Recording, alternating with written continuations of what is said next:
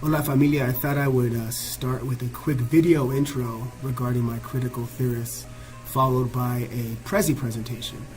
But before exploring the biography and sociology of C. Wright Mills, who is my theorist, there are 2 points about his sociology that I wish to briefly note.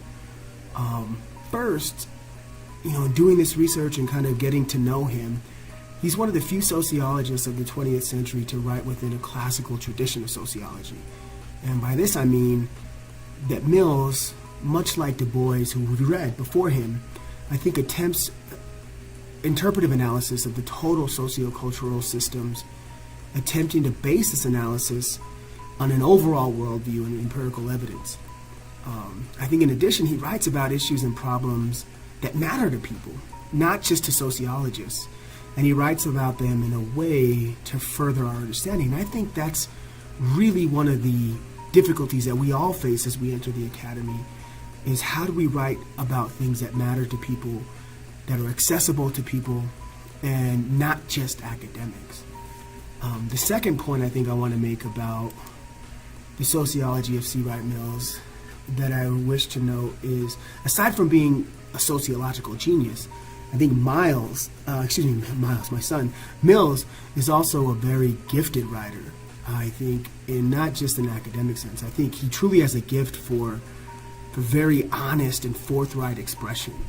And I think this is really particularly true in the later years as he looked to writing social criticism rather than academic prose, with very few kind of caveats of modern social scientists. I think in reading some of his work, I think White Collar is probably his most sociological bit of writing, kind of in a true academic sense.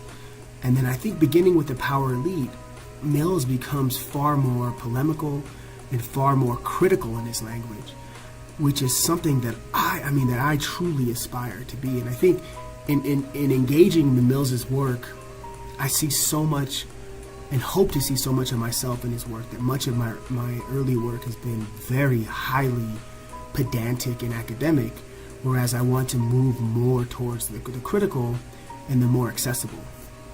I think even in his writings as a social critic, however, Mills was always consistent with his overall theory of sociocultural systems and his vision of the role of social science within that system. I think writing as a social critic, he stirred a great controversy among the social scientists of his day, and I think still continues to this day. I think most modern day treatments of Mills continue to focus on this social criticism. I think to date there have been few attempts to summarize his theories into a single comprehensive statement, and I think that kind of speaks to his work, that it's not easy to do. I mean, he was a student of Max Weber, and his main body of work, I think, centers upon the theme of rationalization. Where rationalization is the practical application of knowledge to achieve a desired end. And its goal is efficiency, and it means a total coordination and control over the social processes, I think, needed to attain a particular goal. It is this guiding principle, I think, behind bureaucracy and the increasing division of labor, which is something that he talks about at length, in talking about labor and elites.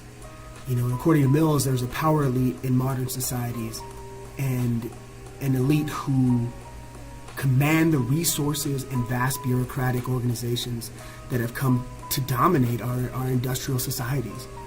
I think as the bureaucracies have centralized and enlarged the circle of those who run the organizations, the circle of those who have run the organization, as I say, have narrowed and gotten smaller, and the consequences of their decisions have become enormous. I mean, this is what is driving the wage gap that is so prevalent today. According to Mills, the power elite are the key people in these three major institutions of modern society, which include government, military, and corporations. And interestingly enough, these are all areas that I've had and that continue to inform my work. One, I was a political science undergrad. I have family members who are in leadership in government, and obviously my aunt is in law. My dad was in Vietnam and has a really tumultuous history with the military. And then in corporations, I spent 10 years in the private sector, kind of really interacting with all these different types of elites. And so Mills's work has really connected to me and spoken to me in a very personal way. And for that, I am forever thankful for the gift of Mills. Now, the way that Mills was gifted to me is a very interesting story as well, because I was presenting at a national conference, talking about power, talking about elites, and making connections about individual experiences to larger societal issues, which are all very Millsian. But I didn't talk about Mills. And your senior scholar approached me after the presentation and said, hey man, you can really present and you can deliver a presentation, but your theoretical and conceptual frameworks are lacking at best.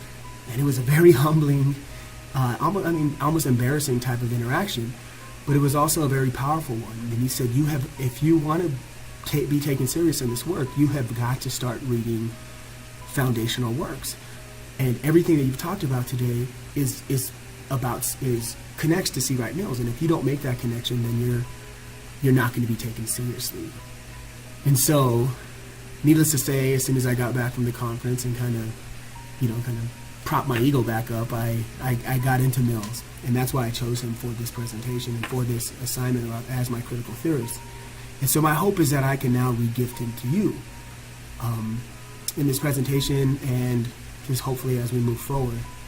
But we also, I should say, P.S., we should thank Dr. Ricky Lee Allen for this gift, as he was the scholar who bestowed Mills upon me and now hopefully upon you. So thanks for listening, and hope you enjoyed the presentation, and it's been a wonderful class, and I'm forever thankful to all of you.